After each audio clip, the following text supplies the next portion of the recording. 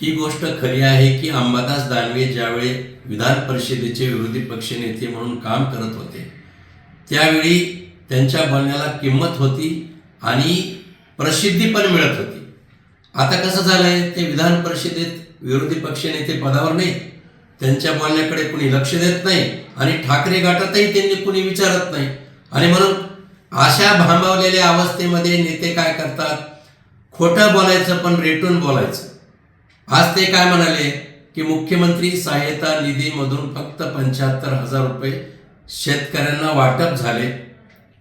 मला त्यांना हे सांगायचे की एवढं खोटं का बोलता, खोटारडा आमदार म्हणून तुमचा उल्लेख करावा लागेल. या राज्याचे मुख्यमंत्री आमचे नेते देवाभाऊ हा सर्वसामान्य नेत्याला देणारा नेता आहे. अतिवृष्टीमध्ये याच मुख्यमंत्र्यांनी या राज्यातील सर्वसामान्य जनता शेतकरी कष्टकऱ्यासाठी 31,000 कोटीचं पॅकेज जाहीर केलंय.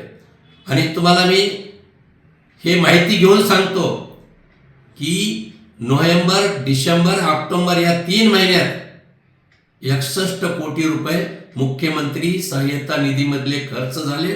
दैनंदिन खर्च हा वेगळा. आणि तुम्ही जर असं म्हणतात की अतिवृष्टीच्या विशेष पॅकेज म्हणून शेतकऱ्यांना 14,000 कोटी रुपयाचं वाटपही झालेलं आहे. मुख्यमंत्री कंजूस नाहीत. जे कंजूस 2019ला होते ना, त्यांनी तर त्या काळात झालेल्या अतिवृष्टीचे पैसे अद्यापही दिलेले नाहीत. आणि म्हणून अंबादास दानवेंना मला हे सांगायचंय की तुम्ही आजही एका चांगल्या सभागृहाचे सदस्य आहात, खोटं बोलू नका.